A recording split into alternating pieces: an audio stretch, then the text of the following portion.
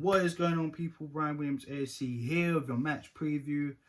Finally, international break is over. We are back to Premier League football.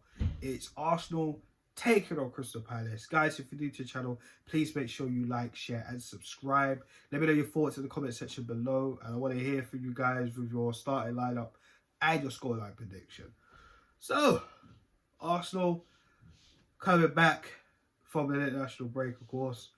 Bournemouth, and of course, even before that, points dropped, point earned against Brighton. I'm not going to get into that. Check out my previous video if you want to know my thoughts and feelings on that. But how do we progress from that game? Of course, we didn't lose, but the performance was absolutely atrocious. We could have lost that very easily. Do you know what I mean? We had some chances to win, but it is what it is. So let's move. Crystal Palace, of course, their last game before the international break going 2-2. And to be honest with you guys, in this current league table, they are right behind us. And if they beat us, they will be level on points, but they will go above us via goal difference if they score 3 goals. So we cannot afford to lose. Of course, it's going to be very emotional with Patrick Vieria coming in. Of course, former Invincible, former Arsenal captain, of course. One of the guys I looked up to watching Arsenal growing up, I thought this guy was absolutely a colossus in the midfield. He has the mentality that we have been crying out for in the team as well as the midfield. Someone of his capabilities in that midfield we needed after he left. We never really replaced him, even till now. I know a lot of people talk about Thomas Partey, but again, I keep saying this. Fans need to stop comparing players from the current squad to our last league-winning title squad, okay? Because that is just not on. These players come in with high expectations as it is. So putting these players on, oh, he's going to be the next Vieira, the next Henry, we need to stop doing that. This is where we go wrong as fans, but you know, it's up to you, innit? I just feel there's just no real point in doing that. Partey's got a lot to prove, and he's got way more things to do to even be considered near Patrick Vieira. That's just my personal opinion. If you want to challenge me on that, you know where the comment section is, guys, and you know my Twitter as well, at RJ Wills. But yeah, Vieira, we heard in his press conference, of course. If you haven't checked out already, he already spoke and said how, you know, it's going to be an emotional game for him. Of course, he loves Arsenal. It's very close to his heart. As we all know, him as well as Dennis Bergkamp and Thierry Henry were joint consortiums with Daniel Ek to try and get Arsenal from the Cronkies last summer. Even this summer as well, in fact. Well, summer just gone. So, I mean, even before that, but of course, we all know what happened with that. And of course, Vieira took the job at Crystal Palace after Roy Hodgson stepped down as the manager. And pretty much, I'm pretty sure he announced his retirement, if I'm not mistaken. If I haven't, let me know in the comment section. But anyways, it's going to be a tough game. Of course, our record against Crystal Palace is not exactly great. I can't even tell you the last time we won there. It's been a while from muscle memory. It's a long time. We've had a couple draws and we lost. For our last 3 home games against Crystal Palace from muscle memory, it hasn't been great. Let's be real. We know Wilfried Zaha, again, a boyhood Arsenal fan himself. He's probably loving Patrick Vieira being the Crystal Palace manager. Is always going to want to outshine and put a performance in against Arsenal because obviously he begged and urged for that move for the last few seasons. But of course, remember that season, we opted to go for Nicolas Pepe instead of trying our hardest to get Wilfried Zaha. So, you know, he's going to be on it. Of course, another person that we were heavily linked with in the striking role, Edouard. That's another player there. You know, they got a couple players, Crystal Palace. Let's face it, man, they're going to be on it. You know, of course, like I said previously, their last game before international break, they drew with Leicester. They know the importance of this game. Vieira's going to get them psyched up for this. So Mikel Arteta has to get them psyched up for this. Because, again, the last performance was unacceptable. After beating Tottenham the way we did, especially in that first half as well, and then to play Brighton away. Listen, we know Brighton's a tough opposition. Look where they are on the table. They're fourth in the table, somewhere where we want to be, you know, and then building to challenge you for a league title in the future. But we're nowhere near them. So this is the thing.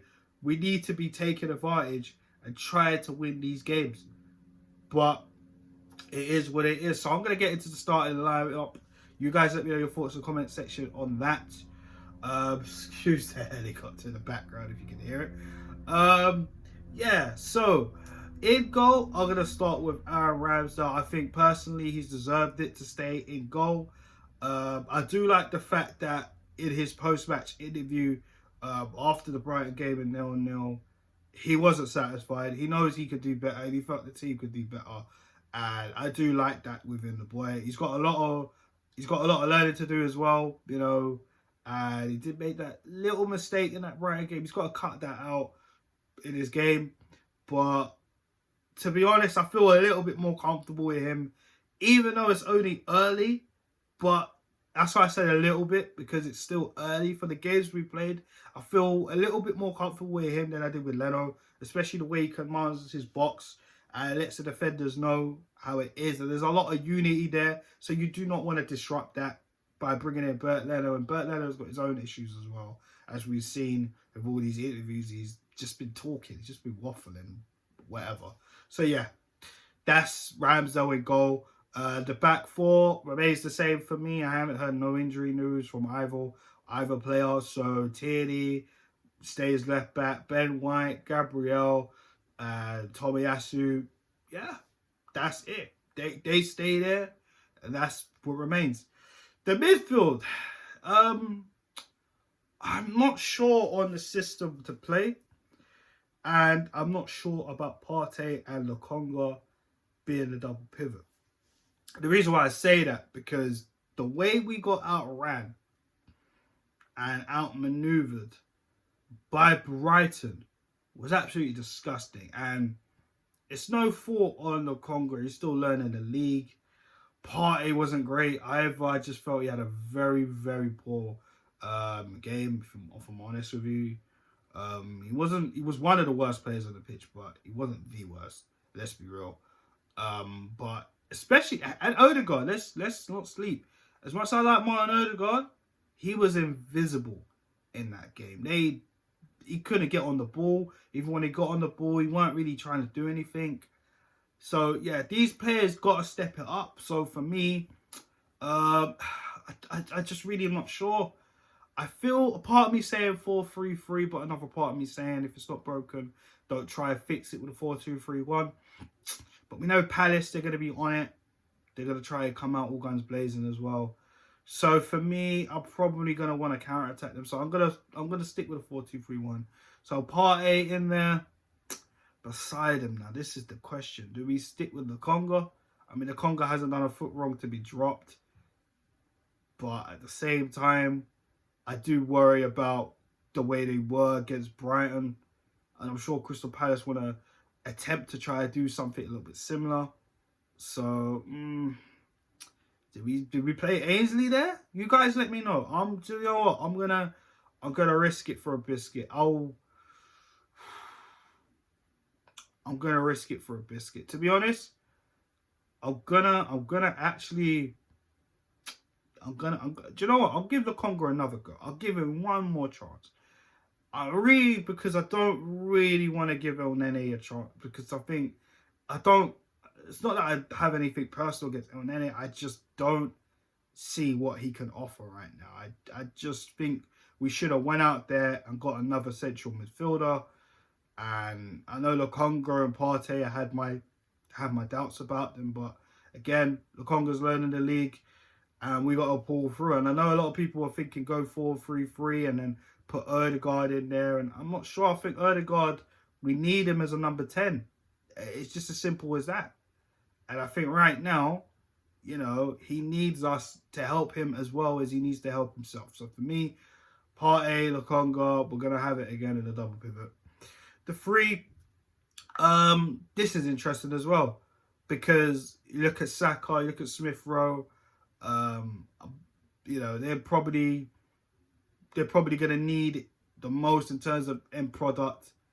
And to be honest, they need to improve quickly, because it's nothing against them. Of course, I am fans of them, and I know they're young players, but you know, they got to step it up now. And after the Brighton performance, where you know, I didn't feel Saka was great. I felt Smith Rowe was a bit off, and especially had that chance to put Saka through. Could he done it earlier? We don't know. Even though he made his own decision and went for goal, and it just didn't really work out. He's got to learn that within his game. That's just how it is. I'm not making excuses for him, but that's what it is. So these guys got to take advantage of their opportunity. I mean, they're keeping the likes of Nicolas Pepe, even Gabriel Martinelli, even though Mikel Arteta talked about him being injured, which was like news to me, but it is what it is. Whether you listen to Mikel Arteta is totally up to you guys. I don't know.